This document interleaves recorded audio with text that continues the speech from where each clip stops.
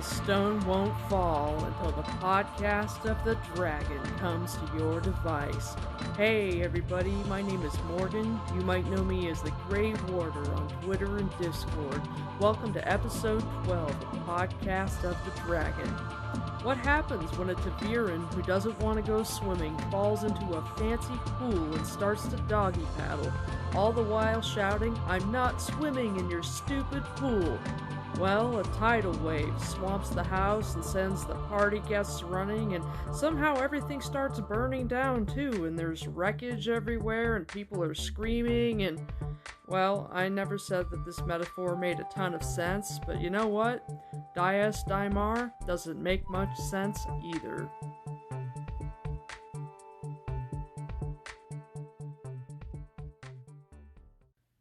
Like many dynamic and plot-driven stories, The Wheel of Time contains numerous before and after events. Some large, some small. Before and after events that divide the stories into sections because of the changes that they cause. Much like The Eye of the World, The Great Hunt is a story where there is a change in tone that is predicated on the breaking of the party. In The Eye of the World, the event that splits the party is when they go through Shatter Logoth, and the character growth that proceeds from that comes from all of the trauma that happens in the ensuing aftermath, with the Trollocs chasing them and getting separated and dealing with Mashadar and being alone after having to cope without having any authority figures or people who know what they're doing. And both Rand and Perrin learn a little bit about leadership, and everybody just learns about coping and survival, and a lot of growth comes out of that. The Great Hunt event that splits the party is Rand, Loyal, and Huron being brought to the Mirror World by Lanfear via the Portal Stone. And the growth that proceeds from that, Rand's growth, his is the only growth that we really see. It isn't exactly from trauma, but it is from dealing with a stressful, strained situation where things are very worrying and they don't know what's going to happen. So not precisely traumatic, but still terrifying. And Rand has to be a leader and pretend not to be afraid, and he is forced to do some dynamic decision-making. And it is the first time where he has to actually take action and make choices rather than just react to his situation. As gross as Lanfear is, and she's gross, she's still kind of good for Rand in a way. She takes him out of a situation where he feels pushed by Moiraine, just pushed around by Aes Sedai. You know, as Ingtar hands him his banner and says, "You're my second," and Rand is like, "What? No, hell no." And he feels like a fish out of water. He doesn't want to be a leader, and he's like, "They're all going to laugh at me, and this is bullshit. I'm just here with all of these soldiers. They have to know I'm no lord. A lot of them are looking at me, they're judging me, they're all glancing at me sideways. Basima throws hot stew on me. No fucking way. This is bullshit." Here, when he's in the Mirror World, he doesn't have a choice. He has to be the one who pretends that he knows what's going on. And so he has several days where he has to get used to, or he has to stop resisting being Lord Rand, because he feels responsible. He thinks that it's his fault. He thinks he brought everyone into the Mirror World. He fell asleep with Saidin glowing in the void, and so he believes it's his fault. And when he wants to tell Huron, "Yo, I'm not a lord," he stops, because he's kind of like, there's no point denying it now. This is my fault, and believing in a lord is essential to Huron's morale. I have to take responsibility. It gives him a chance to, however reluctantly, make use of the tools that Moiraine gave him and have them work to his advantage. You know, Huron assuming that he's a lord in his fancy code, and then once they run into quote-unquote Selene, the fact that she gives him a boner, even that is, no pun intended, a tool. I'm lying, I totally intended that pun. All of those things are things that help Rand go through some rapid personal growth, where he becomes much more confident. He kind of takes on the role of being Lord Rand. First, because he can't tell Huron anymore that he's not a lord. He's got this responsibility. And then he's not going to tell Selene that he's not a lord because she gives him a boner, and he's afraid she won't like him if she thinks he's not a lord. Huron's admiration and his dependence on Rand are really important in keeping our sheepherder's motivation and his spirit up. As much as he hates being called Lord Rand, the responsibility is a form of encouragement. Huron is a great character. He's another example of it being easier to be brave if someone needs you. And also at the same time, he's a useful guide. He's kind of a great hybrid character that way. He's not exactly helpless, but he is someone who needs protection. And at the same time, he's really useful. He's got a lot of knowledge and information. He's great. So the Great Hunt, along with the before and after of Rand learning that he's the Dragon Reborn, the before and after of the horn being stolen, it has the very significant, as far as character development, before and after of Rand stepping into leadership, the first tier of his leadership, where he becomes Lord Rand, which is like his little stepping stone before he can finally become Lord Dragon. It's his training wheels. But the Great Hunt has a far more significant before and after. It's more significant than the before and after of Egwene and Nynaeve going to the tower, or Egwene being captured by the Seanchan, or any of the other shit that happens in the Great Hunt. Like, any of it. Even Rand fighting Ishamael in the sky over Falma. The single most significant before and after that happens in the Great Hunt is the before and after of Rand's journey through Cairhien. It's a before and after that affects the entire world of Randland. It kicks off the first domino, the one that cascades the plot of world-changing fuckery, and it changes the story from one that is merely like a quest adventure, fight evil, balance things, right wrongs, to one where entire nations are affected, and it changes Rand from being a prophesied one that he heals. It's like he fought at the eye of the world, and then spring came, to the destroyer. Rand rolls into Tremoncian, the northernmost town in Cairhien, and it's like an earthquake begins, a tremor that is deep beneath the surface, and things immediately begin to shake. The shockwave is subtle at first, but once it starts, there's no stopping it. The party rides in, and right away Rand sees the hand of the male Chodan Kal. He sees a hand sticking up out of the ground holding a spear, and because of Saidin, he could see the light kind of flashing in it, and it's compelling, and he is drawn over there.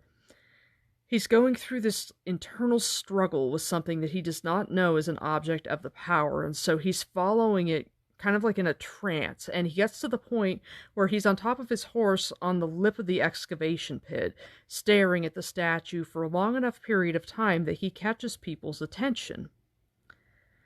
And at that point, because the statue is a political piece in the game of houses, in the most dangerous place in the game, caught between the two biggest houses in Cairhien, while it isn't the only thing that causes him trouble, it is the thing that gets the ball rolling.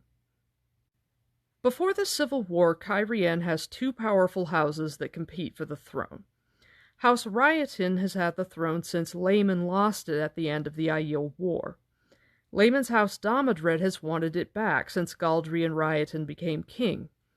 At the time of Laemon's death, there was no clear Damodred heir. In New Spring, all of the sitters take Moiraine aside to ask her, hey, who do you think is going to become the high seat of House Damodred? Who's going to take over the throne? And she's like, And then they're all like, how would you like to be queen? And she's like, hell no, and pieces the fuck out.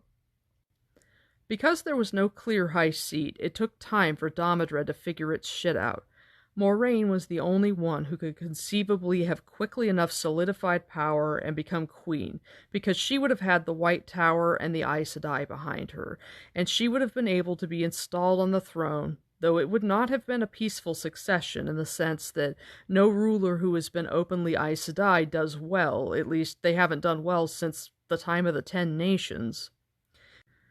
So because Moiraine slipped out and ran away and went off to do her business of finding Rand before the White Tower could secure her on the Sun Throne, and because it took House Damodred too long to figure things out and get Laemon's cousin Barthana's squared away as high seat, Galdrian Ryotin managed to become king. We know from what Loial tells Rand when they go to Barthana's manor house for the party, the night that they are trying to track the horn down after the Dark Friends steal it back, that the land that his manor was built on belonged to the king when Loial went through Cairhien only 2 or 3 years before. So Barthana's managed to take the land away in some kind of Dias Daimar scheme. So digging up the statue is kind of Galdrian's counter move, like, I see your fancy manor house and I raise you this badass fucking statue. Suck it, nerd. Because, I mean, a manor house is cool, but that statue rocks. Then you get this dumbass shepherd waltzing in. Except that he's not a dumbass shepherd anymore. He's ta'veren. And he's a ta'veren who is coming into his own. He's had a trying time, engaged in leadership out of necessity because other people depended upon him. They threw the title of Lord on him even though he didn't want it, and he was forced to rise to the occasion. And he had some successes, and he stole back the fucking Horn of Valir in a way that was metal as fuck. And even though he was manic and his methods were utterly reckless, and I discussed it in my little mini-sode that he seemed like he was basically almost having a manic episode and just super reckless when he was doing it, and more than a bit led around by his dick and his ego. But all of that aside, what he did in stealing back the horn was a moment of taking life by the horns, and I promise that's the last pun, and engaging in a bit of who dares wins. And you cannot help but feel potent after that, even when the mania kind of cools off. And he walks into this small village in the strangest of company, with the strangest circumstances, and honestly behaving kind of suspiciously. It's not his intention, but they are so conspicuous, and people take notice. They see him looking at the statue. He goes straight to it and looks at it, stares at it for a while, goes super close to the point where his horse actually has to go down on its forelegs because it's not going to jump off the edge of the cliff. He is not surreptitious. The Rand coming down out of Kinslayer's dagger is different.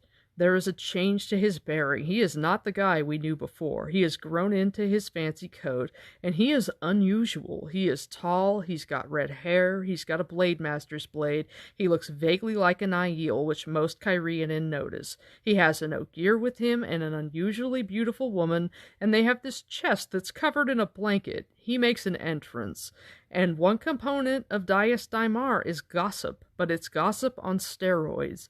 Dangerous gossip. People love to gossip. People in small towns especially love to gossip. Everybody's going to talk about Rand. In Cairhien, everybody plays the game of houses, or as near everybody as isn't the most simple farmer, and the innkeeper of the Nine Rings, Mistress Madwyn, is no different. They come in, and she greets them. She greets Rand and Lanfear as Lord and Lady, and she makes simple small talk. She recognizes an Ogier and asks if Loyal is coming from Stedding Sofu. When she hears that they're coming from the Borderlands, she says, "From the Borderlands, you say? Well, and you, my lord, forgive me for asking, but you've not the look of the Borderlands, if you don't mind my saying it."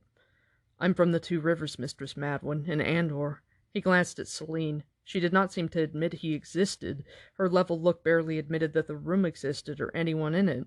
"The Lady Selene is from Cairhien, from the capital, and I am from Andor." "As you say, my lord." Mistress Madwyn's glance flickered to Rand's sword. The bronze herons were plain on scabbard and hilt. She frowned slightly, but her face was clear again in a blink. Rand has a number of things that make him stand out to the innkeeper and the staff. It's already been alluded to more than once in the books that servants are known to gossip. So here is a country inn where there is a large excavation nearby and therefore lots of workmen and soldiers. This is the only place where people can go to get booze. So the soldiers are going to go there. There are some in the dining room when they walk in. They're going to talk to the maids because they're the only women around. And the servants will tell the soldiers everything that they know. They'll tell their observations, and they'll say anything, including anything that Mistress Madwyn happens to say in her observations, since she's obviously very intelligent and picks up on stuff. She's also kind to her staff. When Lanfear, who's being a bitch because she's mad at Rand, he scared her when he got wrapped up in the Choden Call, and when he kind of came back to himself, she's legit terrified because she knows what it is, and she knows what it can do. She knows that he can't handle it yet, and when he was mesmerized by it, it freaked her out, and so as he comes to, she wants him to take the horn and ride with her tonight, and she's basically like, ditch these guys, come with me, let's get out and be together. And he's like, no, it's not mine, I can't. And so she's not talking to him now, she's pissed. So we know Mistress Madwyn is kind and that she has a warm relationship with her staff, because when Captain Caldevwin, the Cairhien officer who comes over and more or less interrogates Rand, wants to know Celine's name, Lanfear makes a girl drop a lamp and start a fire so she can fuck off upstairs and not have to answer his question, and the innkeeper is really nice to her about it. So she'd likely talk to the staff about everything. They're a family. And the servants would pass on to anyone who asked the more astute observations of their older, wiser boss. So they've got the handsome, tall, red-haired lord with the heron-marked sword, the unusually beautiful lady, and the Ogier. They are, for a town like Tremoncian, enough excitement for people to talk about for a year. Rand does other stuff to make himself unusual, besides just his presentation. To him, it's not stuff that he does. He would never think the things people are remarking upon are actions taken by him. But everything that happens in Cairhien is based upon other people's perception. Everything in Dias Daimar is how other people interpret what they see. It says, "You're not Cairhien, Mistress Madwyn," Huron said suddenly. Burdened down with their saddlebags and Rand's bundle, he looked like a walking baggage cart. "Pardon, but you don't sound it." Mistress Madwyn's eyebrows rose, and she shot a glance at Rand, then grinned. "I should have known you'd let your man speak freely, but I've grown used to—" Her glance darted toward the officer, who had gone back to his own meal. To Rand, Huron is his equal, and it makes him uncomfortable that Huron doesn't see him so. So even the idea of, "Oh, I should have known that you would let your man speak up," I could see Rand just cringing internally about that. But people perceive that as him being a very different sort of man than the nobility that they're used to.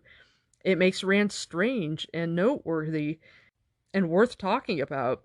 It says, "The innkeeper gave a surprised blink when Huron sat at table with them. And Ogier, it seemed, was one thing, but Huron was clearly a servant in her eyes. With another quick look at Rand, she bustled off to the kitchens, and soon serving girls came with their meal, giggling and staring at the lord and the lady and the Ogier, till Mistress Madwyn chased them back to their work." So Rand is already plenty interesting, and has already garnered plenty of attention. The serving girls have gone back into the kitchen, and they're probably talking like, "Oh, she's so pretty. Oh, he's so cute. Oh, there's an Ogier." Whisper, whisper, whisper, and then soldiers are going to come up from the excavation pit, and the girls are going to tell what they know, and the soldiers are going to tell what they know, and everybody's going to tell everybody, and it's going to get on into the city. And Rand leaves in the morning, but his reputation will precede him. So the innkeeper inadvertently asks Rand to play the flute, because she thinks the flute case belongs to Huron. And she's very embarrassed and feels very awkward when Rand's like, "He doesn't play, I do." And she withdraws the request. She's like, no, it's cool, because he has money, and he's able to pay for them to stay in the inn, both here and in the city. He rents 2 rooms for several days, and he rents a really nice room at the Defender of the Dragon Wall in Cairhien. The innkeeper puts him in a big room with a 4-poster bed. It never says how much money he has or how he got it, but Moraine must have seen him leave with a significant amount of money. Along with their nice new clothes and their other supplies, I'm guessing that he and Matt and Perrin got quite a lot of silver.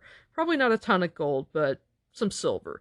And at this point, it's before the Civil War. It's before Rand has passed through Cairhien and sent all the dominoes cascading, so prices have not gone insane yet. In less than a year, Matt is going to be sailing downriver from Tarvalon after being healed.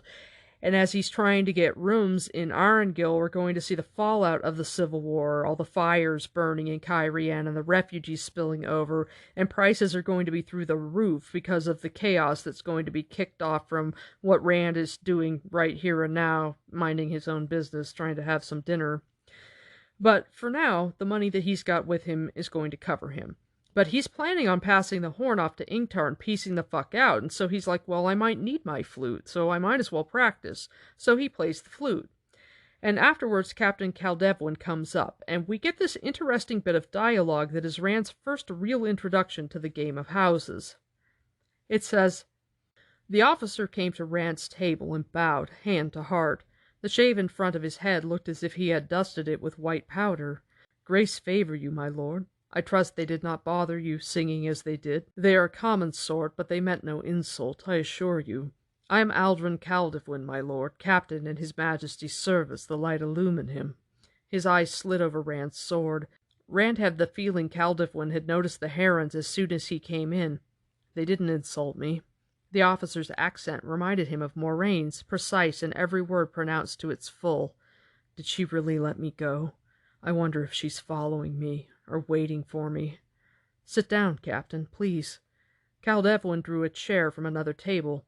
"Tell me, Captain, if you don't mind, have you seen any other strangers recently? A lady, short and slender, and a fighting man with blue eyes. He's tall, and sometimes he wears his sword on his back." "I have seen no strangers at all," he said, lowering himself stiffly to his seat. "Saving yourself and your lady, my lord, few of the nobility ever come here." His eyes flicked toward Loyal with a minute frown. Huron he ignored for a servant. "It was only a thought." "Under the light, my lord, I mean no disrespect, but may I hear your name? We have so few strangers here that I find I wish to know every one." Rand gave it. He claimed no title, but the officer seemed not to notice, and said as he had to the innkeeper from the Two Rivers in Andor. "A wondrous place, I have heard, Lord Rand. I may call you so? And fine men, the Andormen. No Cairhien has ever worn a blade master's sword so young as you. I met some Andormen once, the captain general of the Queen's Guards among them. I do not remember his name, an embarrassment. Perhaps you could favor me with it." Rand was conscious of the serving girls in the background beginning to clean and sweep. Caldefwyn seemed only to be making conversation, but there was a probing quality to his look. "Gareth Bryn." "Of course. Young to hold so much responsibility." Rand kept his voice level. "Gareth Bryn has enough gray in his hair to be your father, Captain." "Forgive me, my Lord Rand. I meant to say that he came to it young." So there's a lot here. First, Rand asks if Captain Caldefwyn has seen Moraine and Lon, and he does it purely because the officer's accent reminded him of Moraine's, and he's thinking about her, so he asks after her. He's never heard a Cairhien accent besides hers, and so he's just sort of like, "Oh, hey, have you seen them?" And then because Caldefwyn's like, "No, I haven't seen any strangers but you guys," he's just sort of like, "Well, it was just a thought," because it was just a thought.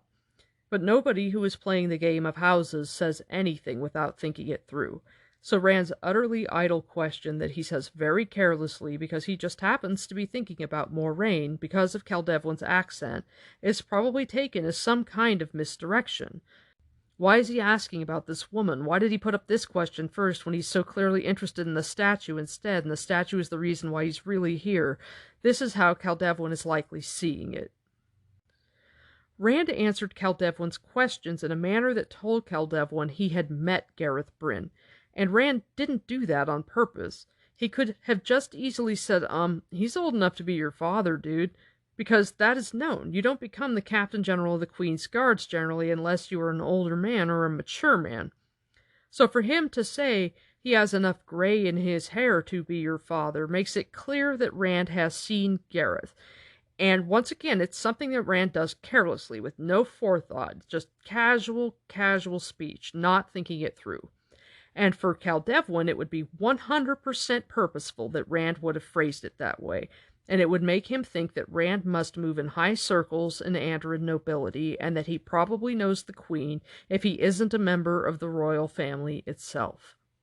And that rumor kind of gets going, or at least the suspicion of it, because when Rand is at Barthanas' manor house at the party, Barthanas actually probes about it. When he's talking to Rand, he's trying to figure him out. Like, where do you belong in the structure of the Andoran royal house? Are you who you say you are? Are you incognito? It says, Barthanas' eyes narrowed, studying Rand. "I understand Morghese has only one son, named Gowan, I have heard. You must be much like him in age." "I have met him," Rand said cautiously. "Those eyes, that hair. I have heard the Andoran royal line has almost Aiel coloring in their hair and eyes." Rand stumbled, though the floor was smooth marble. "I am not Aiel, Lord Barthanas, and I am not of the royal line either." And who knows what suspicions he caused by stumbling, because it sure looks like you're confirming something, but only if you're a clumsy player of the game of houses. Rand, after he has been observed looking at the diggings, starts asking specific questions about the statue. Captain Caldevwin, being a member of the army, probably knows that Rand has nothing to do with the king, and so he likely figures that Rand must be part of a foreign entity or some agent of another house, and the chances are that he's part of House Damodred's schemes.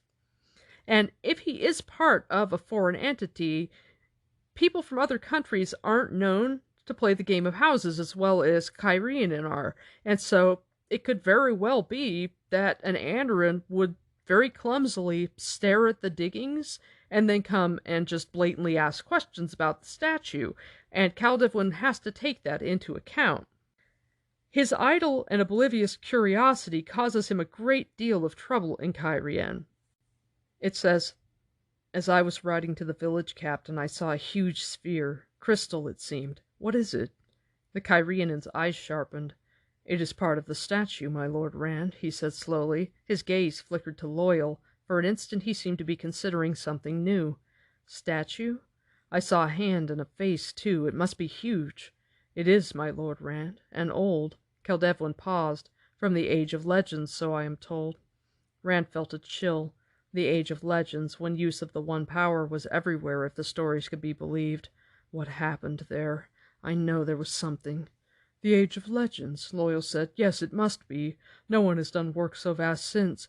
A great piece of work to dig that up, Captain." Huron sat silently, as if he not only was not listening, but was not there at all. Caldevwin nodded reluctantly. "I have 500 laborers in camp beyond the diggings, and even so it will be past summer's end before we have it clear. They are men from the foregate. Half my work is to keep them digging, and the other half is to keep them out of this village. Foregaters have a fondness for drinking and carousing, you understand, and these people lead quiet lives." His tone said his sympathies were all with the villagers. Rand nodded. He had no interest in foregaters, whoever they were. "What will you do with it?" The captain hesitated, but Rand only looked back at him until he spoke. "Galdrian himself has ordered that it be taken to the capital." Loyal blinked. "A very great piece of work, that. I'm not sure how something that big could be moved so far." "His Majesty has ordered it," Caldevwin said sharply. "It will be set up outside the city, a monument to the greatness of Cairhien and of House Rioton. Ogier are not the only ones who know how to move stone." Loyal looked abashed, and the captain visibly calmed himself. "Your pardon, friend Ogier. I spoke in haste and rudely." He still sounded a little gruff. "Will you be staying in Tremoncian long, my Lord Rand?" "We leave in the morning," Rand said. "We are going to Cairhien.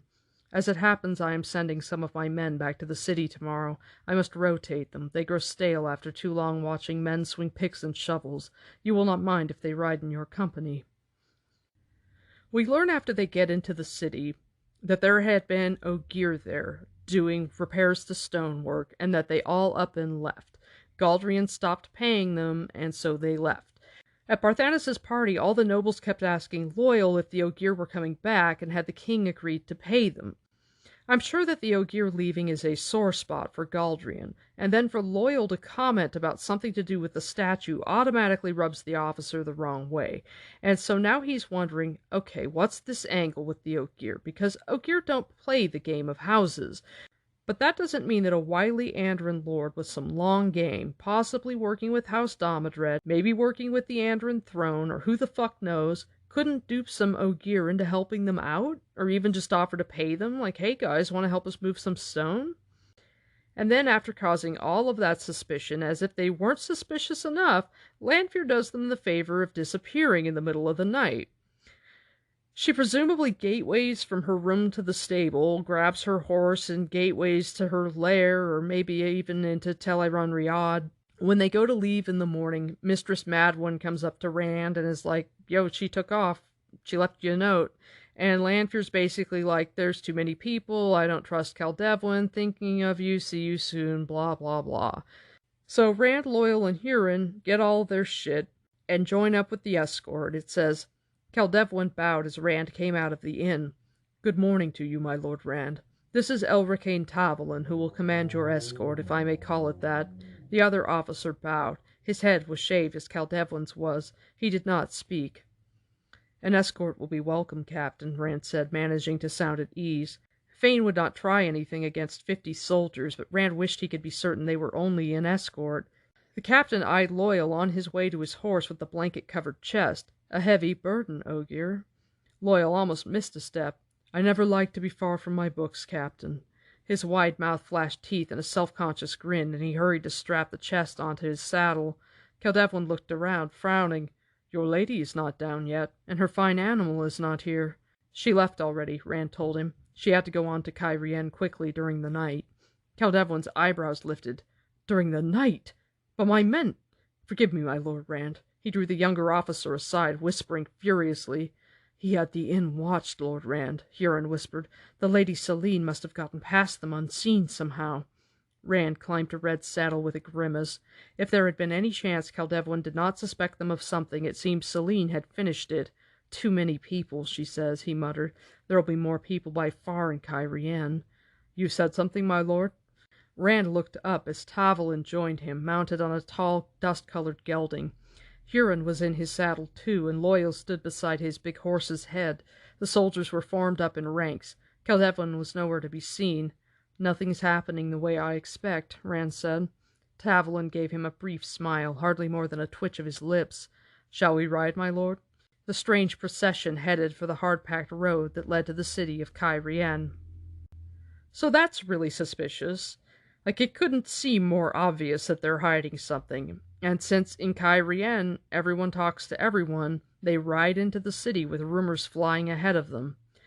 Rand has already piqued the curiosity of all of the minor houses, all of the houses, period, and the two biggest houses want to know, what's his fucking deal with the statue?" House Damodred assumes that Rand is there checking the statue out for the king, and that Andor is somehow involved in Galdrian's machinations. House Ryoton has never heard of Lord Rand of House Althor, and they assume that he's fucking with their statue scheme, but they're not sure why or with whom. And they're likely wondering what is Andoran royalty involved in, or if he really is Andoran royalty, or what his deal is. They immediately start looking for anybody who knows him, and they can't find it. Nobody knows this guy. And then House Ryoton becomes convinced that Rand is fucking with their statue at the behest of House Damodred, because Rand goes to Barthanas' party. And at Barthanas' party, he talks to Tom Marilyn, and they see, oh, here's someone that he knows. And so House Ryoton immediately capitalizes on this by going and trying to get information from Tom, and they aren't subtle about it. They don't have to be. He's a gleeman. He's nobody. He lives in the Foregate. There's no need to even engage in the finer aspects of the game. He has no friends, no power, no influence. They just send men to lie in wait, men who kill his girlfriend in the process, and in doing so, they sign the death warrant of the king. Cairhien is the second major city that we get to see, and RJ does a wonderful job of making it quite distinct. It's very different from Caemlyn, and Rand really notices that. Jordan shows a great understanding of the after effects of war, and how the refugee population of the city or the countryside would still be suffering 20 years later, so we get this great description as they ride through the Foregate. The Foregate people's clothes were shabby more often than not, yet much of it was colorful, and there was a raucous bustle of life to the place. Hawkers cried their wares, and shopkeepers called for people to examine the goods displayed on tables before their shops. Barbers, fruit peddlers, knife sharpeners, men and women offering a dozen services and 100 things for sale, wandered through the crowds. Music drifted through the babel from more than one structure. At first, Rand thought they were inns, but the signs out front all showed men playing flutes or harps, tumbling or juggling, and large as they were, they had no windows. Most of the buildings in Foregate seemed to be wood, however big they were, and a good many looked new, if poorly made. Rand gaped at several that stood 7 stories or more. They swayed slightly, though the people hurrying in or out did not seem to notice. "Peasants," Tavolin muttered, staring straight ahead in disgust. "Look at them, corrupted by outland ways. They should not be here." "Where should they be?" Rand asked. The Cairhien officer glared at him and spurred his horse forward, flogging at the crowd with his quirt. Huron touched Rand's arm. "It was the Aiel War, Lord Rand." He looked to make sure none of the soldiers were close enough to hear. "Many of the farmers were afraid to go back to their lands near the spine of the world, and they all came here near enough. That's why Galdrian has the river full of grain barges up from Andor and Tyr. There's no crops coming from farms in the east because there aren't any farms anymore. Best not to mention it to a Cairhien, though, my lord. They like to pretend the war never happened, or at least that they won it." It's great. that Rand has Huron to help him out. Huron is a wonderful character. He's a wealth of information, like similar to Loyal, but with more street smarts.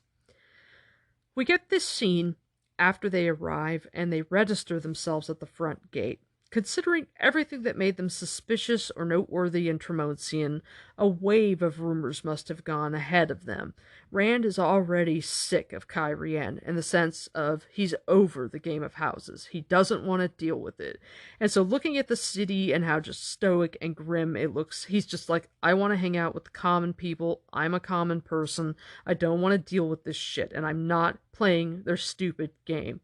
I'm not swimming in your pool. And so he's like, I want a room out there. And Huron is like, no, you can't. It wouldn't be proper. It's going to look weird. You have to play this game. You don't want to play it, but you have to play it because you're going to play it no matter what. You fell in the pool, Rand. You're swimming. So they get a room in the city, and then Rand immediately wants to go hang out in the foregate. He wants to go back because he's like, I can't get a room there, but I want to go hang with chill people who are having a good time because this place sucks. I'm tired of the great game. This is bullshit. I'm over it. It says, Huron accompanied Rand downstairs. As soon as they reached the common room, Qual was bowing in front of Rand, pushing a tray at him. 3 folded and sealed parchments lay on the tray. Rand took them, since that was what the innkeeper seemed to intend. They were a fine grade of parchment, soft and smooth to his touch, expensive. What are these? He asked. Qual bowed again. Invitations, of course, my lord, from 3 of the noble houses. He bowed himself away. Who would send me invitations? Rand turned them over in his hand. None of the men at the tables looked up, but he had the feeling they were watching just the same. He did not recognize the seals. None was the crescent moon and stars Selene had used. Who would know I was here? Everyone by now, Lord Rand, Huron said quietly. He seemed to feel eyes watching too. The guards at the gate would not keep their mouths closed about an outland lord coming to Cairhien. The ostler, the innkeeper, everybody tells what they know where they think it will do them the most good, my lord. With a grimace, Rand took 2 steps and hurled the invitations into the fire. They caught immediately. I am not playing Dias Daimar, he said, loudly enough for everyone to hear. Not even Qual looked at him.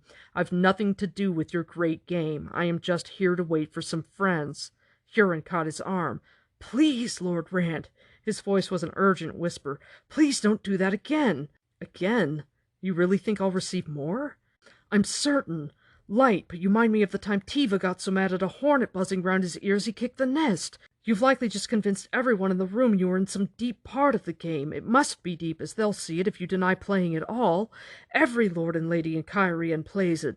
The sniffer glanced at the invitations curling blackly in the fire and winced. And you have surely made enemies of 3 houses. Not great houses, or they'd not have moved so quickly, but still noble. You must answer any more invitations you receive, my lord.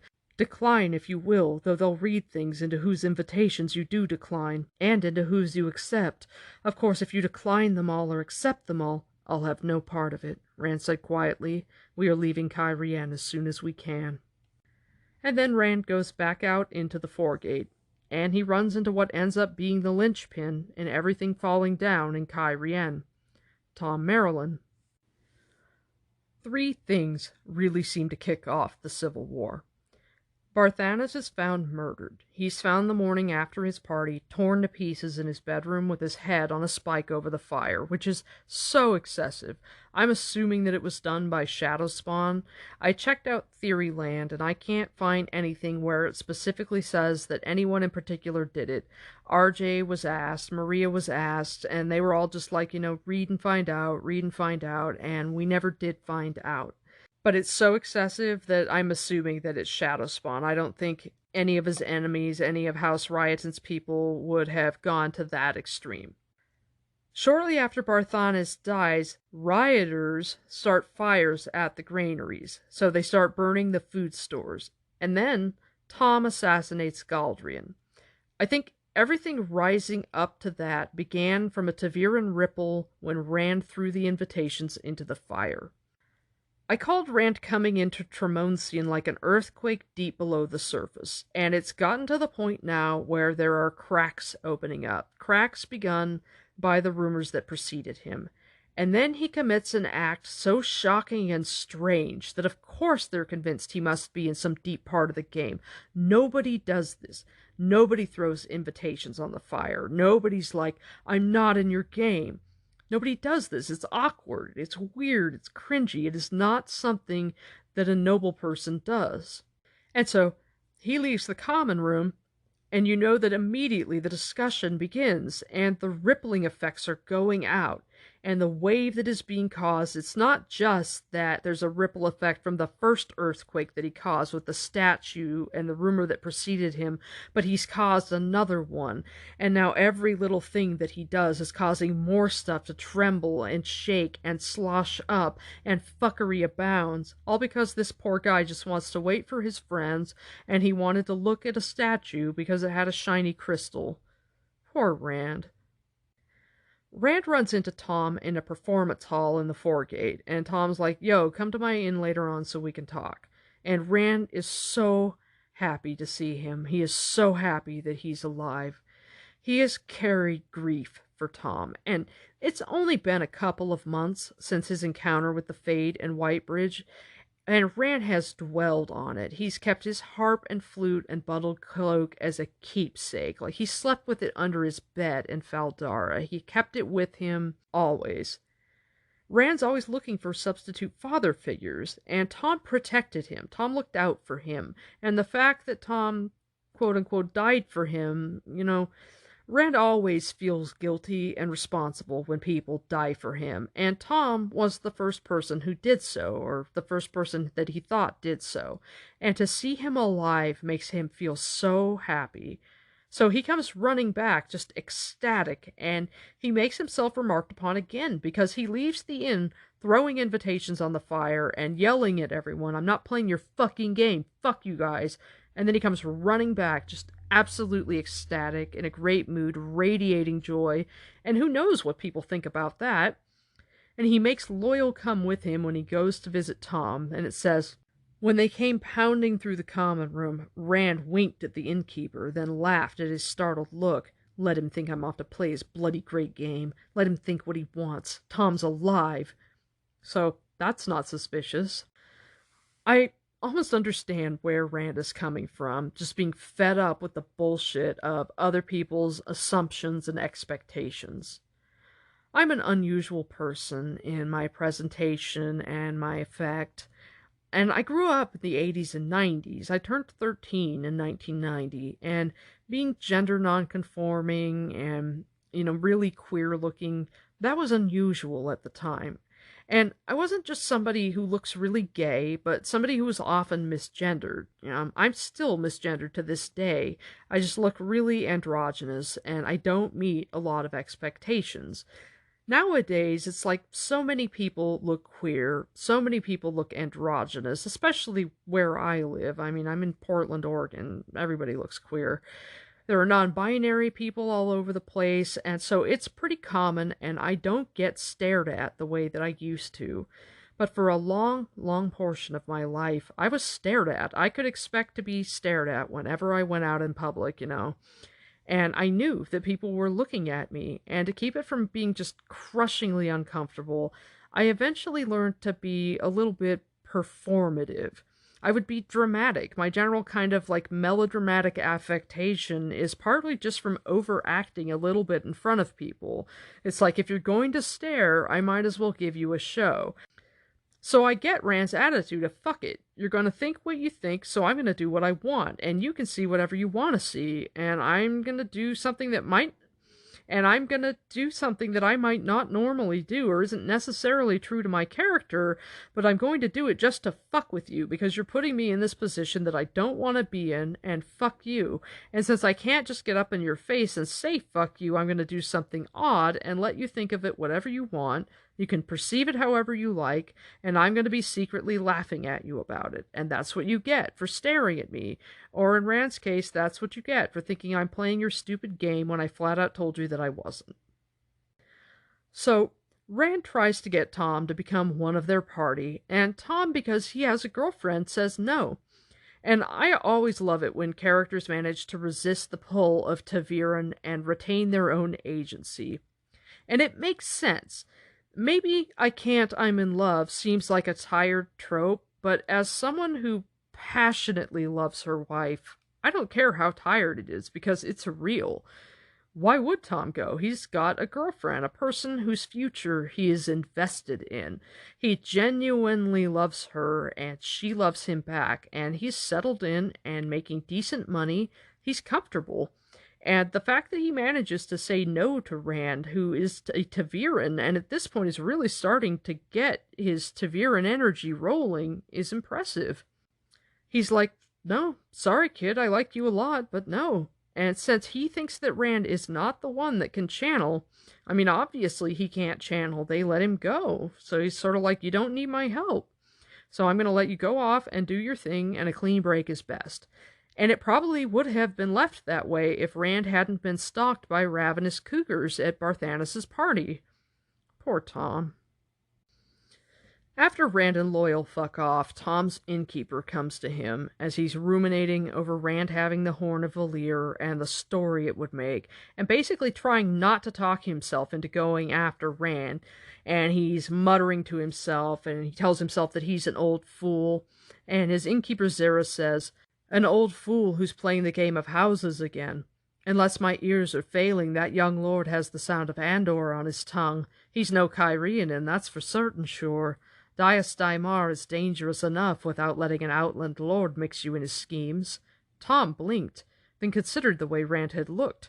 That coat had surely been fine enough for a lord. He was growing old, letting things like that slip by him. Ruefully, he realized he was considering whether to tell Zera the truth or let her continue thinking as she did. All it takes is to think about the great game and I start playing it. The boy is a shepherd, Zera, from the Two Rivers. She laughed scornfully. And I'm the Queen of Ghealdan. I tell you, the game has grown dangerous in Cairhien the last few years. Nothing like what you knew in Camelin. There are murders done now. You'll have your throat cut for you if you don't watch out. I tell you, I'm not in the great game any longer. That's all 20 years in the past, near enough. Aye. She did not sound as if she believed it. But be that as it may, at young outland lords aside, you've begun performing at the lord's manors. They pay well. And they'll pull you into their plots as soon as they see how. They see a man and they think how to use him as naturally as breathing. This young lord of yours won't help you. They will eat him alive. He gave up on trying to convince her he was out of it. Is that what you came up to say, Zera? Aye. Forget playing the great game, Tom. Marry Dina. She'll take you, the more fool her, bony and white-haired as you are. Marry her and forget this young lord and Dias Daimar. I thank you for the advice, he said dryly. Marry her?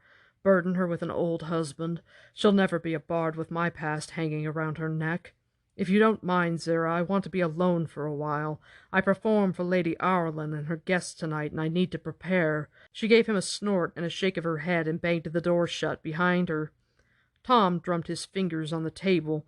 Coat or no coat, Rand was still only a shepherd. If he had been more, if he had been what Tom once suspected, a man who could channel, neither Moraine nor any other Aes Sedai would ever have let him walk away ungentled. Horn or no horn, the boy was only a shepherd. He is out of it, he said aloud, and so am I. And just as a little side note, Tom's performing for Lady Arlen, and she is the Grey Aja agent. Her manor is where Elida's embassy stays at because she's Coirin's agent. And later on, Cadsuane keeps Caroline Domadred and High Lord Darlin captive in her manor. So it's kind of cool. It's not significant that Tom is performing in Lady Arlen's manor, like her being an Aes Sedai agent. None of that has anything to do with any of the stuff that's going on this early in the story. But just the fact that RJ mentions her now, considering that despite the fact that she never appears on screen, she is, in her own way, kind of an important character because she lets Aes Sedai sleep at her house whenever they come to Cairhien. I've heard people express frustration with the character of Dina, because she's actually kind of a cool character, and she barely lives long enough to be developed. And it's a tired trope to have a woman who exists just to be killed to force a man to grow or change. Like, have a woman and then have her killed for a man's personal growth.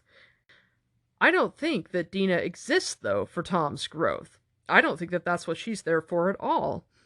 Any growth that Tom's character has from her death is incidental. Dina exists to cause the spark. Her purpose isn't to set a single character along his own personal arc. Her purpose is to set the entire country of Cairhien into a downward spiral. She, or rather her death, is the cause that causes the effect. Her death makes Tom assassinate Galdrian.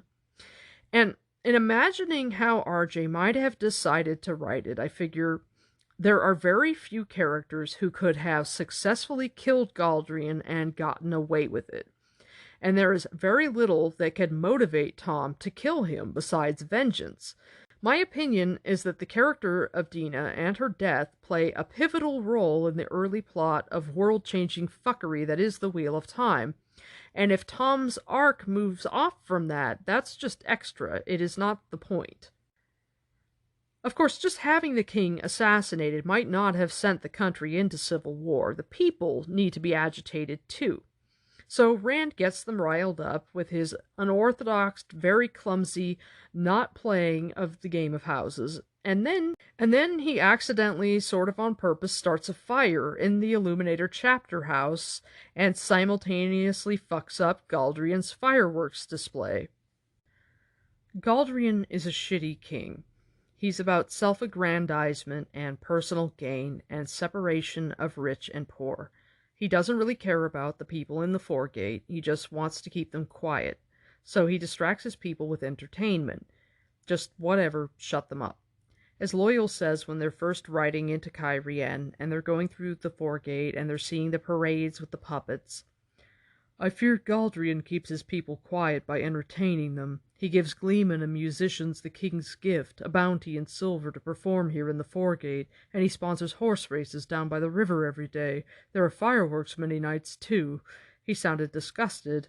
Elder Haman says Galdrian is a disgrace. He blinked, realizing what he had said, and looked around hurriedly to see if any of the soldiers had heard. None seemed to have. Fireworks, Huron said, nodding. The Illuminators have built a chapter house here, I've heard, the same as in Tanchico. I didn't half mind seeing the fireworks when I was here before. Rand shook his head. He had never seen fireworks elaborate enough to require even one Illuminator. He had heard they only left Tanchico to put on displays for rulers. It was a strange place he was coming to. The Dark Friends were not far behind them, so it was very smart of Rand to keep moving, because they did just walk a mile or two, steal the horn, and then ride away in the night. So they have just arrived in Cairhien. They drop their shit off at their inn. Rand goes out and goes for a walk in the foregate. He runs into Tom Marilyn. He goes back into the city, grabs Loyal, and then they go back out to Tom's inn to visit. So within probably half a day, Fane and the Dark Friends and the Trollocs catch up. And so as Rand and Loyal are leaving the bunch of grapes, and they're walking through the streets of the foregate, it's getting dark, and they end up getting cornered and chased by Dark Friends and Trollocs.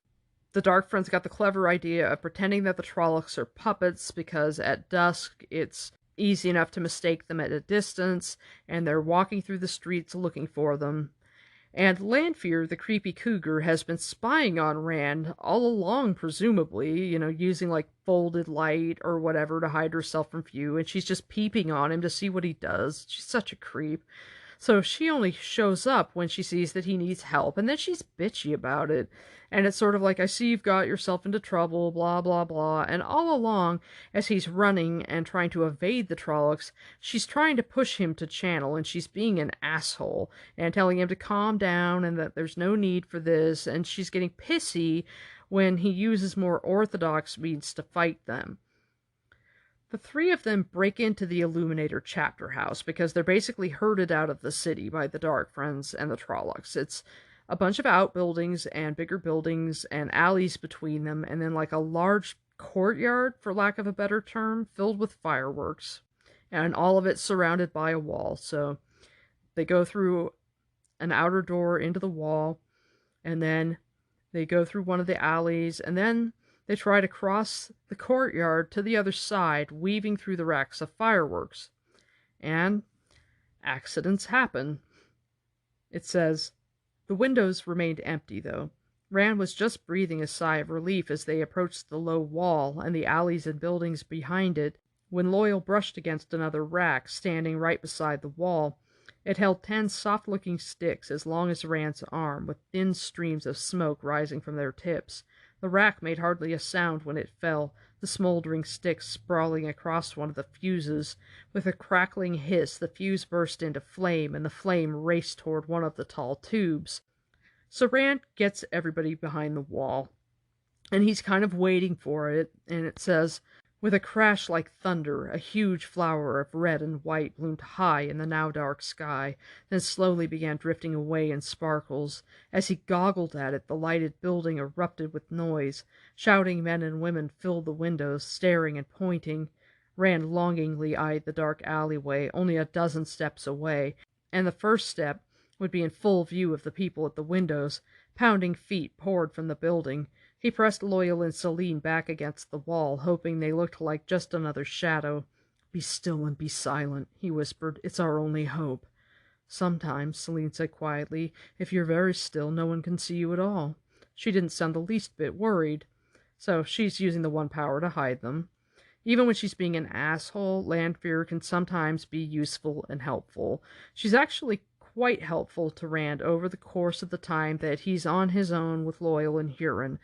But the fact that she kidnaps him, brings him to the mirror world, and then acts like a bitch when he won't give her what she wants, deducts any points that she might get for the help that she gives him. Creep. The Shadow Spawn have followed them inside the Illuminator's chapter house. Rand sees Trollocs casually looking around the building, and he does this. Without thinking, Rand was on his feet. He had to stop the Trollocs somehow, or they would run him down, and Loyal and Celine. He snatched one of the smoldering sticks and hurled himself at the nearest tube.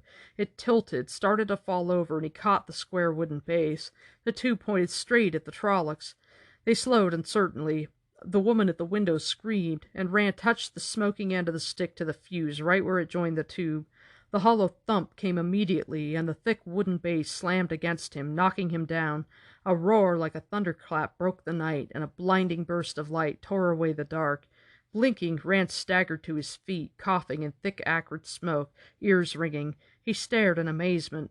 Half the tubes and all of the racks lay on their sides, and one corner of the building beside which the Trollocs had stood was simply gone, flames licking at ends of planks and rafters. Of the Trollocs there was no sign.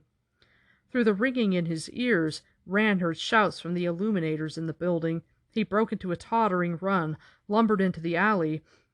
Halfway down it, he stumbled over something and realized it was his cloak. He snatched it up without pausing. Behind him, the cries of the Illuminators filled the night.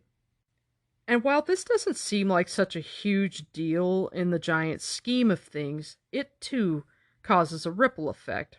And not just the ripple effect of the fact that Eludra is blamed for what Rand does and gets kicked out of the chapter house.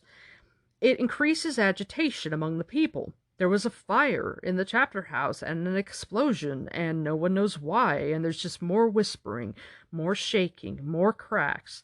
And it says later on, the Illuminators were on everyone's tongues in the city, even now, days after the night when they had lofted only one night flower into the sky, and that early. A dozen different versions of the scandal were being told, discounting minor variations, but none close to the truth. So, poor Rand has been trying really, really hard at this point to maintain a low profile. He's been sticking to his inn. He knows that the Dark Friends are in the city, basically hanging out in the foregate, and that staying inside the walls is what's keeping them safe. He literally just walks to the gate and back to the inn once a day to see if Ingtar has showed up, and he gets fucked around every time. The guy's like, "Lord who?" And I think they're fucking with him, specifically on orders, trying to be as unhelpful as possible while they continue to try to search for someone who knows him. And he keeps getting more and more invitations from the houses because they're trying to figure out, what's his deal?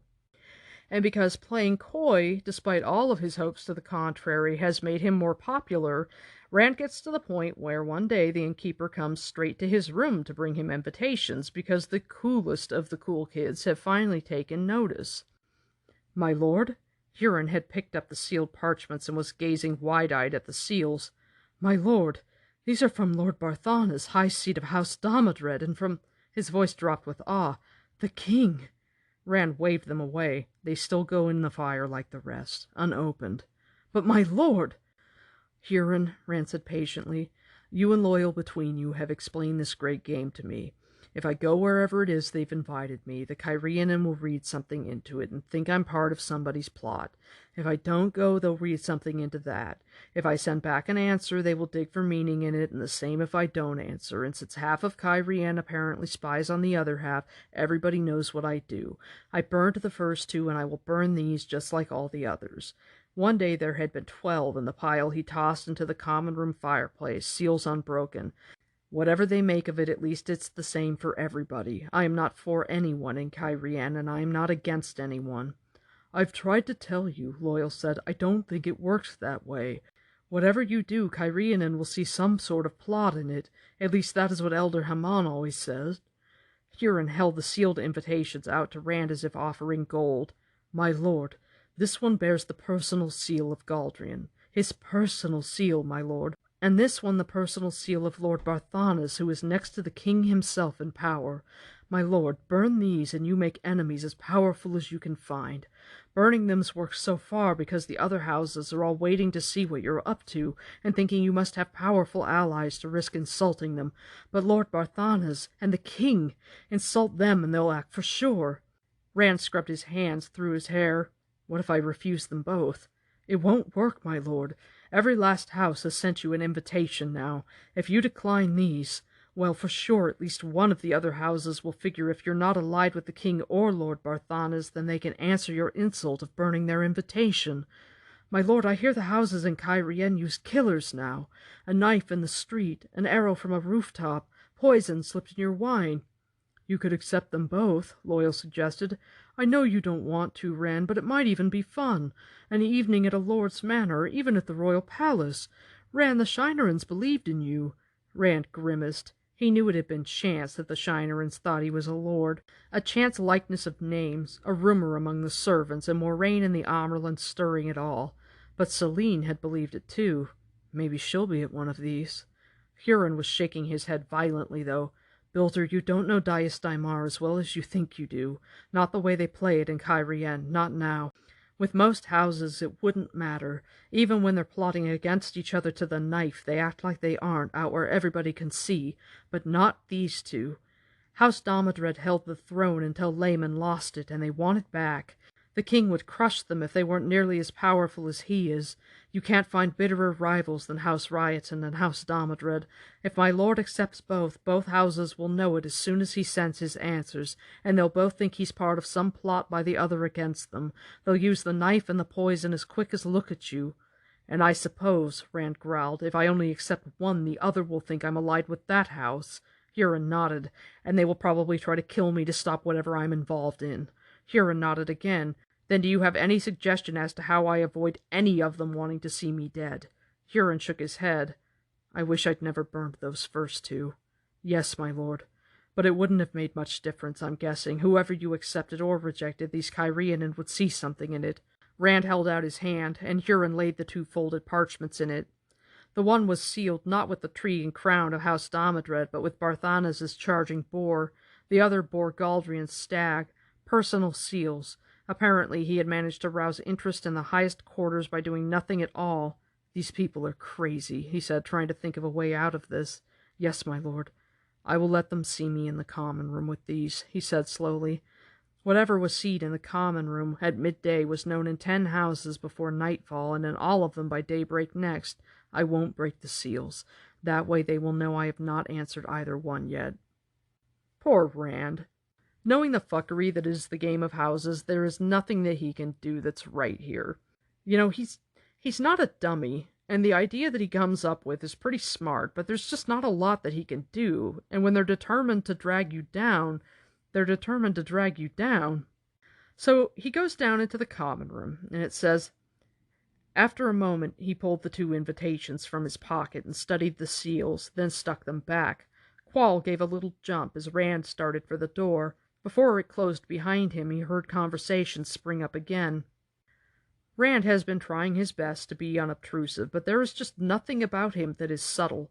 From his height to his heron-marked sword to his red coat, everything about him shouts, "Look at me!" And he has got the whole country trembling. And at this point, it's really beginning to shake. Rand, his Severan nature, is in high gear. The dragon is trapped inside the city of Cairhien by duty, with the Horn of Valir.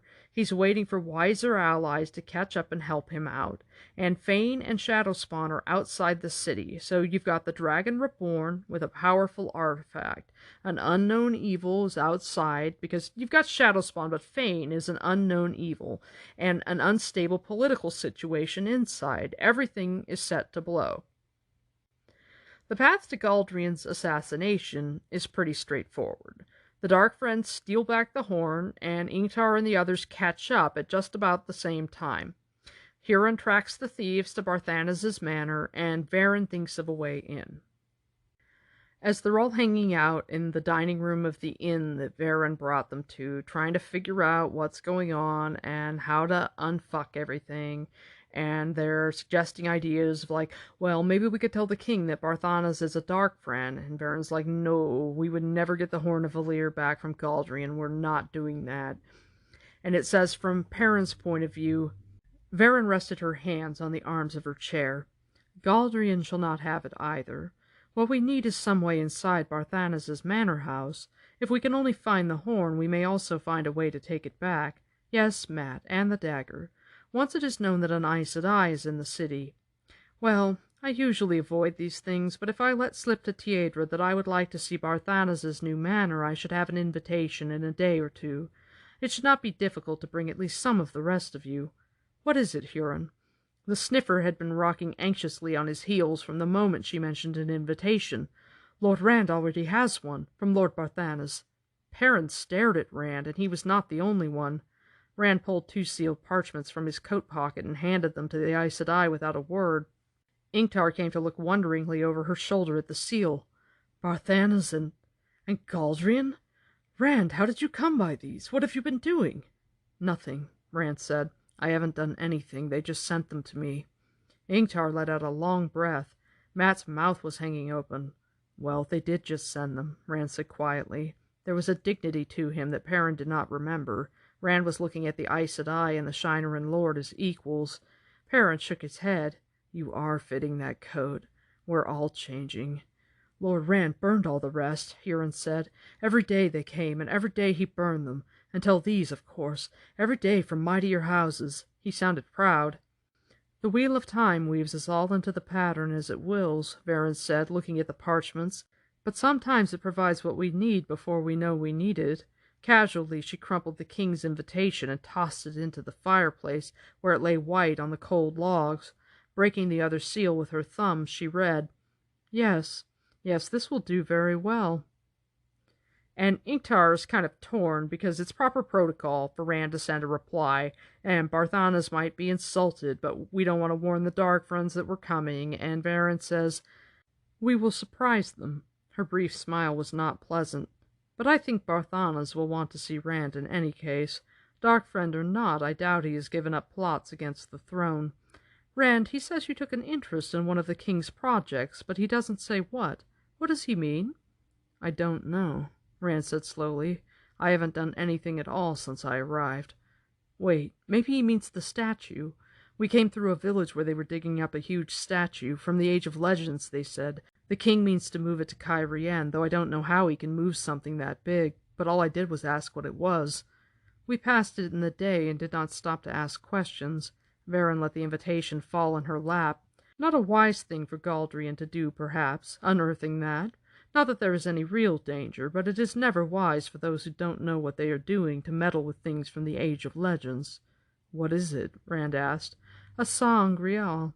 She sounded as if it were really not very important, but Perrin suddenly had the feeling the two of them had entered a private conversation, saying things no one else could hear.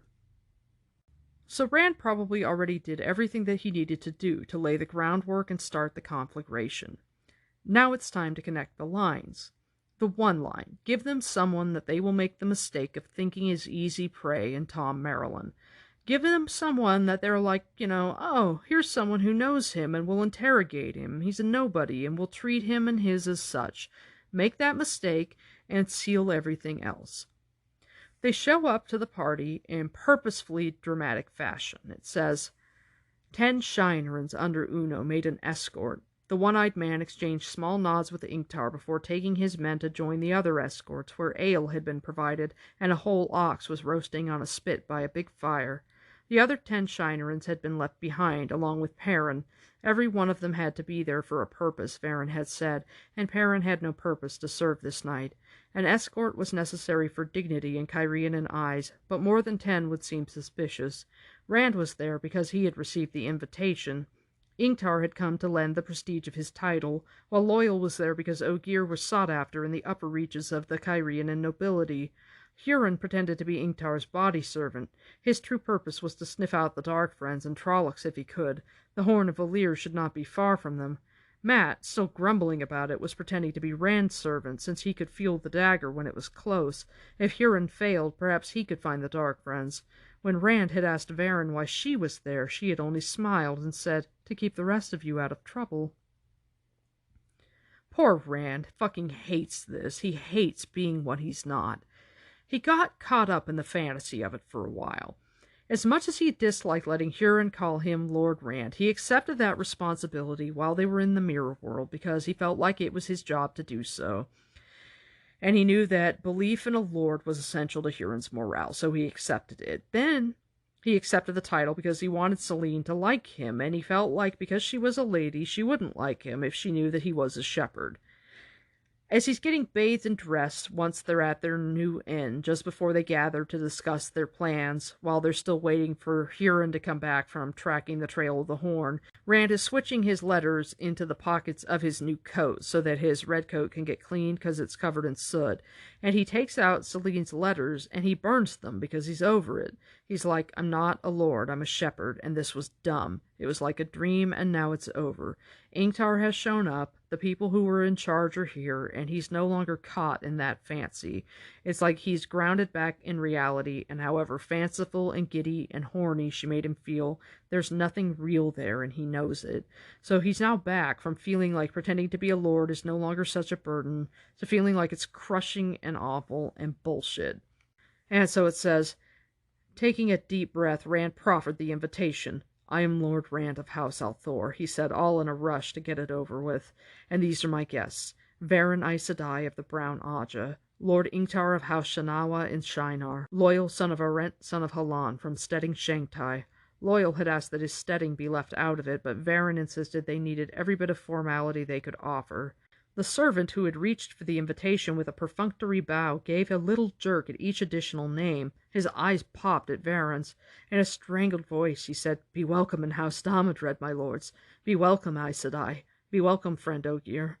He waved the other servants to open the doors wide and bowed Rand and the others inside, where he hurriedly passed the invitation to another liveried man and whispered in his ear. So now the servants are going to start talking about them, and it's going to start spreading around. And as anyone who has ever worked in a busy office knows, even a 60-second head start on a rumor can let it carry a long way. Then they get announced, and it says, they drew every eye.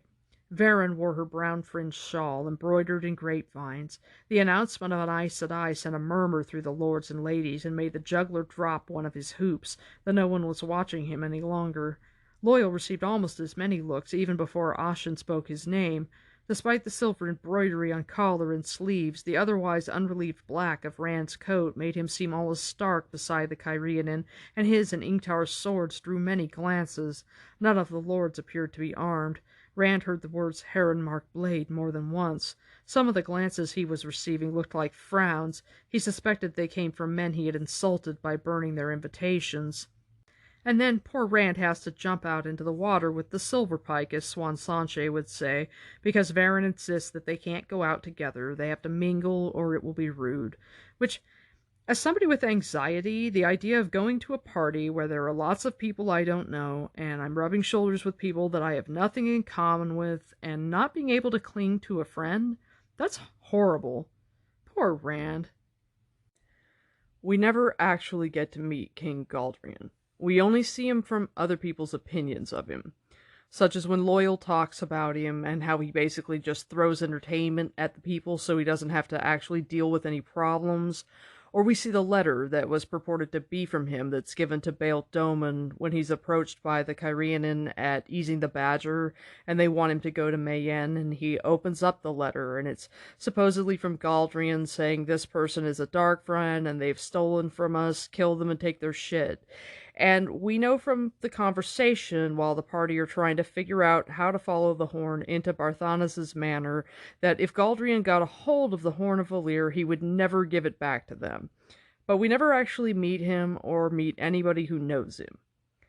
We do, however, get a couple of interactions with the second most powerful man in Cairhien, the high seat of House Damadred, Moraine's first cousin once removed.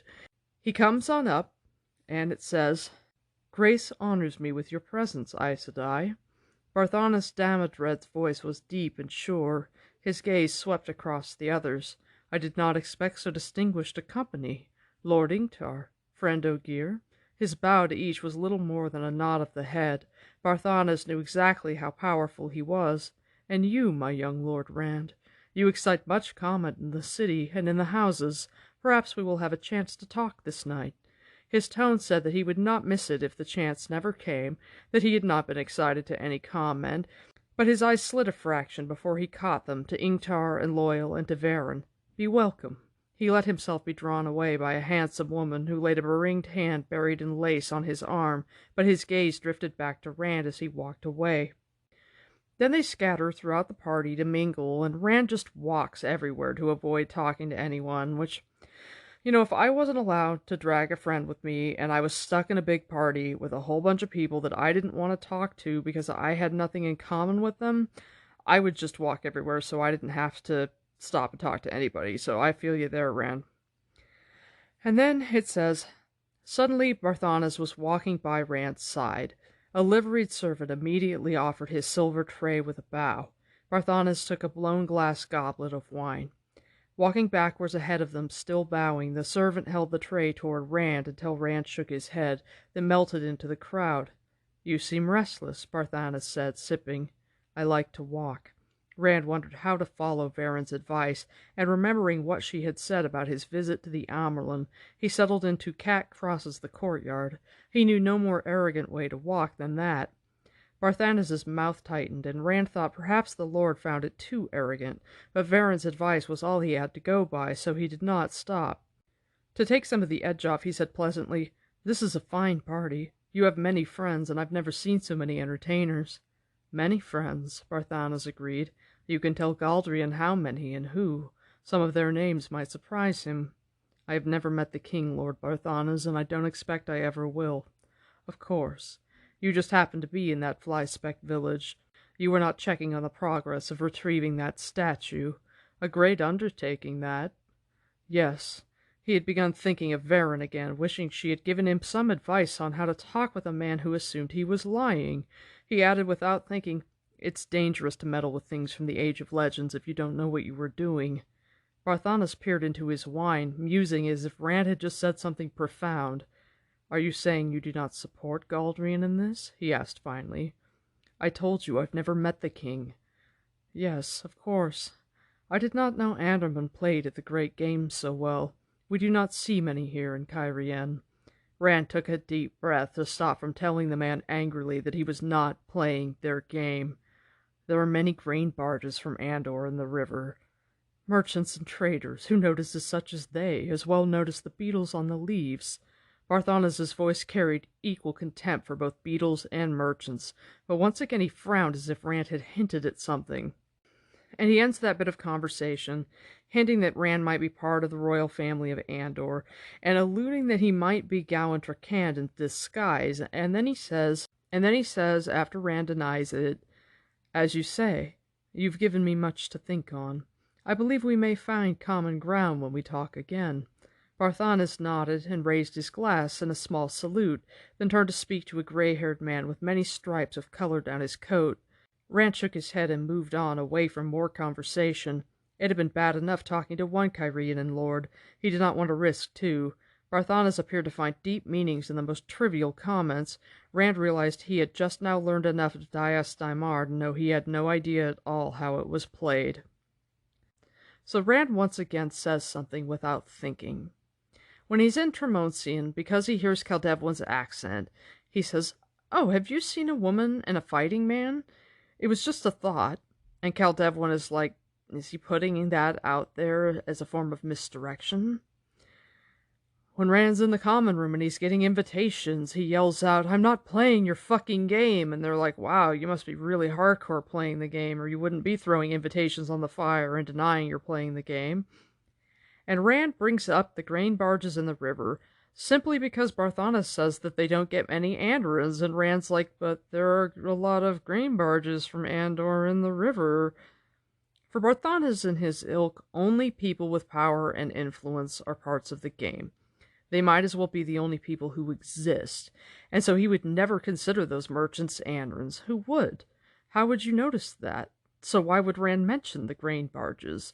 So Barthanas extrapolates from the mention of the grain barges, and from Rand at random talking out of his ass, repeating something that Varen said about it being foolish to meddle with things from the Age of Legends, things you don't understand. Barthanas extrapolates that Rand is not necessarily on Galdrian's side, despite the fact that he thinks that Rand was checking on the statue for Galdrian, and all along he's figured that he was working with Galdrian, because he got an escort of soldiers taking him into the city, and everything indicated to Barthanas that Rand was working for the king. And for Galdrian on his end, all along they've been trying to figure out who the fuck is this guy, and who's he working for.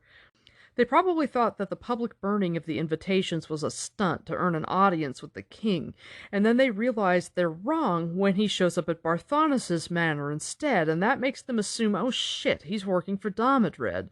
So Barthanas is extrapolating from this that Rand is open to working with House Damodred. He doesn't support the king, and he is offering up these grain barges as hostages, because if Andor withholds grain and Galdrian can't feed the people, then Damodred has a path to the throne. We're never told who sets fire to the granaries, but I think Barthanas' people did it. I think he ordered it before he went to bed that night.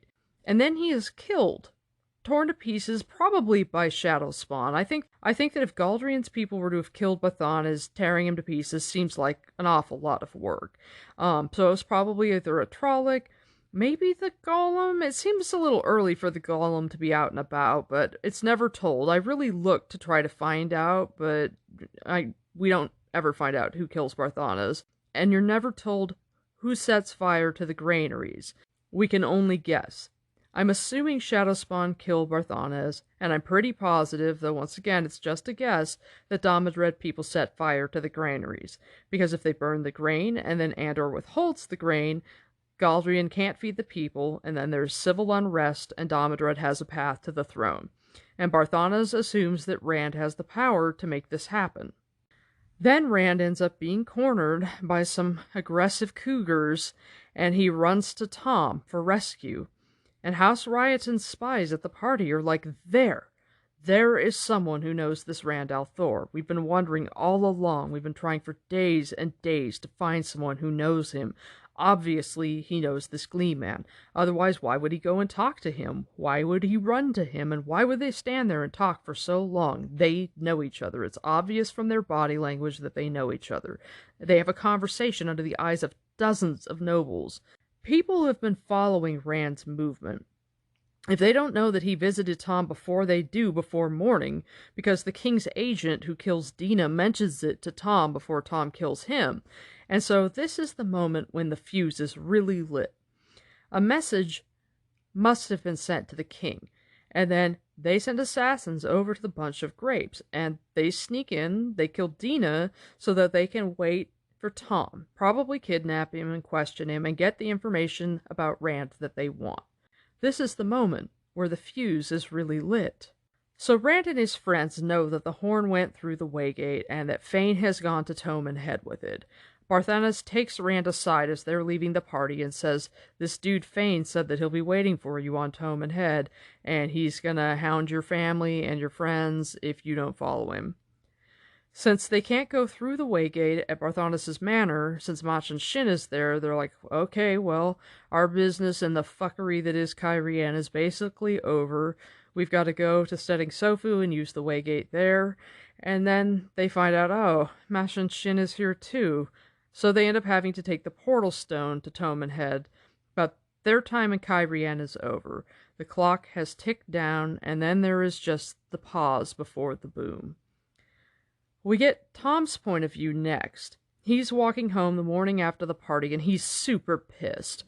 It says, some of Barthanas' guests had insisted on keeping him long after most had gone, long after Barthanas had taken himself to bed. It had been his own fault for leaving the great hunt of the Horn, changing to the sort of tales he told and songs he sang in the villages, Mara and the Three Foolish Kings, and how Susa tamed Jane Farstrider, and stories of Anla the Wise Counselor. He had meant the choices to be a private comment on their stupidity, never dreaming any of them might listen, much less be intrigued. Intrigued in a way. They had demanded more of the same, but they had laughed in the wrong places at the wrong things. They had laughed at him, too, apparently thinking he would not notice, or else that a full purse stuffed in his pocket would heal any wounds. He had almost thrown it away twice already. The heavy purse burning his pocket in pride was not the only reason for his mood, nor even the noble's contempt. They had asked questions about Rand, not even bothering to be subtle with a mere gleeman. Why was Rand in Cairhien? Why had an Andron lord taken him, a gleeman, aside? Too many questions. He was not sure his answers had been clever enough. His reflexes for the great game were rusty. So poor Tom comes home to find his girlfriend dead and two men lying in wait. And Tom, because he's metal as fuck and great with throwing knives, kills one. He gets the other in the shoulder, and he's got him by the hair and pressed against the wall. And it says, "Before I kill you," Tom said, "tell me why." His voice was quiet, numb. He felt numb inside. "The great game," the man said quickly. His accent was of the streets, and his clothes as well, but they were a shade too fine, too unworn. He had more coin to spend than any four-gater should. "Nothing against you personal, you see, it's just the game." "The game! I'm not mixed up in Dias Daimar. Who would want to kill me for the great game?" The man hesitated. Tom moved his blade closer. If the fellow blinked, his eyelashes would brush the point. "Who?" "Barthanas," came the hoarse answer. "Lord Barthanas, we would not have killed you. Barthanas wants information. We just wanted to find out what you know. There can be gold in it for you, a nice fat golden crown for what you know, maybe two." "Liar! I was in Barthanas' manor last night, as close to him as I am to you. If he wanted anything of me, I'd never have left alive. I tell you, we've been looking for you or anyone who knows about this Andron lord for days. I've never heard your name until last night downstairs. Lord Barthanas is generous. It could be 5 crowns. The man tried to pull his head away from the knife in Tom's hand, and Tom pushed him harder against the wall. What Andron lord? But he knew. The light help him, he knew. "Rand, of House Althor, tall, young, a blade master, or at least he wears the sword. I know he came to see you, him and an Ogier, and you talked. Tell me what you know. I might even throw in a crown or two myself." "You fool," Tom breathed. "Dina died for this. Oh, Light, she's dead." He felt as if he wanted to cry. "The boy's a shepherd." A shepherd in a fancy coat, with Aes Sedai around him like bees around honey roses. Just a shepherd. He tightened his grip in the man's hair. Wait! You can make more than any 5 crowns, or even 10, 100 more, like. Every house wants to know about this Rand al'Thor." Tom's fucking sick about this. Because basically his girlfriend died for a case of mistaken identity, or because some dumbass thought that this kid was a lord, or that he had power or influence, or that he mattered. And I mean, technically he does, but not because he's trying or because he wants to. He's just this bumbling idiot who's walking through trying to mind his own business, and he just happens to have this powerful ancient artifact, and he just happens to be the Dragon Reborn, and he really doesn't want to make any waves, but people are curious about him, and he's trying to dissuade their curiosity by doing all kinds of things to make them more curious, and innocent people end up dead.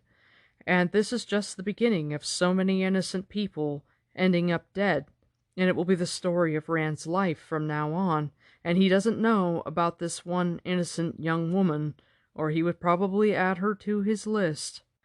So Tom's friend and innkeeper comes up, and she sees the dead guys. It says, "This is bad, Tom.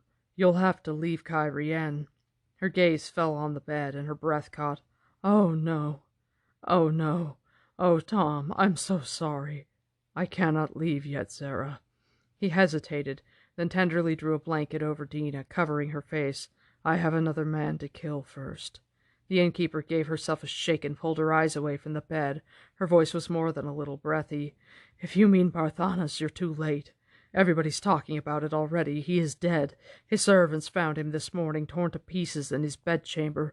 The only way they knew it was him was his head stuck on a spike over the fireplace. She laid a hand on his arm. Tom, you can't hide that you were there last night, not from anybody who wants to know.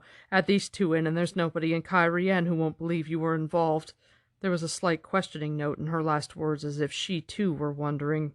So he asks her to do him the favor of taking care of Dina. He gives her the money that he was going to throw away, the money that the asshole nobles gave to him as they held him in place so that Galdrian's men could kill his girlfriend and lay in wait for him. And Zara gets a look at one of them and realizes, these aren't Barthanas' men, Tom. At least that one isn't. She nodded toward the fat man. It's the worst-kept secret in Cairhien that he works for House Rioton, for Galdrian. Galdrian, he said flatly. What has that bloody shepherd gotten me into? What have the Aes Sedai gotten us both into? But it was Galdrian's men murdered her. There must have been something of his thoughts on his face. Zara said sharply, Dina wants you alive, you fool. You try to kill the king, and you'll be dead before you get within 100 spans of him if you come that close. A roar came from the city walls as if half of Cairhien were shouting. Frowning, Tom peered from his window. Beyond the top of the gray walls, above the rooftop of the foregate, a thick column of smoke was rising into the sky, far beyond the walls. Beside the first black pillar, a few gray tendrils quickly grew into another, and more wisps appeared further on. He estimated the distance and took a deep breath. Perhaps you had better think about leaving, too. It looks as if someone is firing the granaries. I have lived through riots before. Go now, Tom. With a last look at Dina's shrouded form, he gathered his things, but as he started to leave, Zara spoke again. You have a dangerous look in your eyes, Tom Marilyn. Imagine Dina sitting here alive and hale. Think what she would say. Would she let you go off and get yourself killed to no purpose? I'm only an old gleeman, he said from the door, and Rand al'Thor is only a shepherd, but we both do what we must. Who could I possibly be dangerous to? As he pulled the door to, hiding Dina, a mirthless, wolfish grin came onto his face. His leg hurt, but he barely felt it as he hurried purposefully down the stairs and out of the inn. And Tom shuffles off to kill the king.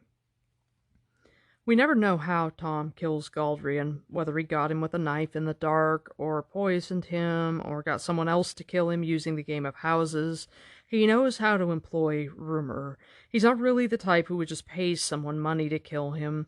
I can imagine a number of things. I checked Theoryland, but it doesn't say, and there's a certain something to leaving it a mystery. There are things that I like to have open to speculation, and that's one of them, because it makes Tom more badass to know that he killed Galdrian, but to not know how.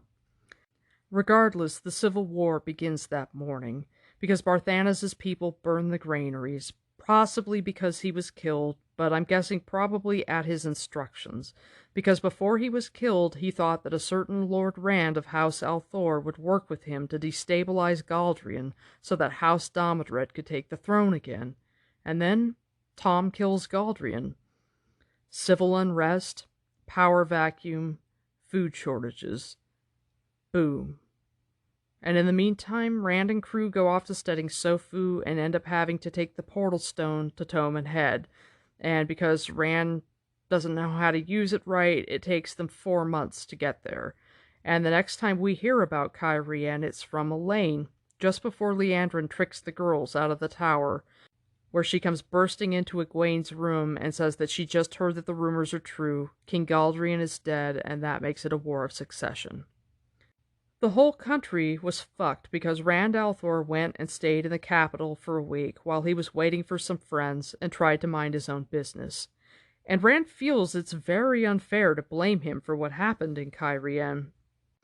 At the end of the book, after he wakes up from his battle with the Shamael and Moraine is there talking to him, she says, Cairhien is in civil war. I did nothing in Cairhien, he protested. You can't blame that on me.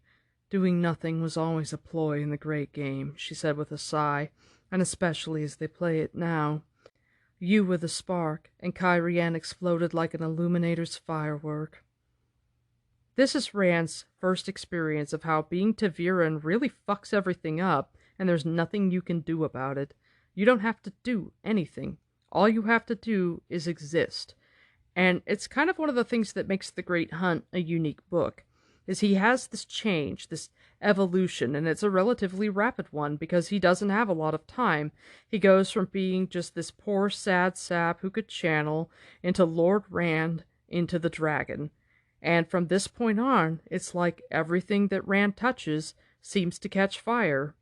He has officially become the plow that breaks the earth. I hope you've enjoyed this episode of Podcast of the Dragon. I've actually been waiting to do this episode since before I started the podcast. It's one of the reasons that I did start the podcast, and I'm really, really pleased with how it turned out. I'm excited. It came out great. You can find me on Twitter at WarderGray. That's Gray with an E. There is actually, on the show notes, a whole bunch of links because I finally am getting better at technology. You've got links to my Discord down there, link to my email. There is a link down there for Watt Trivia and Games. If you go and join that Discord, you will find a whole bunch of different types of games that you can play. There's a really cool community there that you can hang out with. There is also a link for the Watt fandom and calendar. If you join that Discord, you will open up a world to more Wheel of Time content creators than you could possibly imagine. It is really, really cool. If you could rate and review my show, I would really appreciate it. I'm trying to get more exposure. I'd like to get some more listeners. If you tell a friend about me, that would be amazing. My music is by Kevin MacLeod. I'm the Grey Warder. And if I were stalked by ravenous cougars at a fancy party... Wait, I am a ravenous cougar. Shit. Never mind.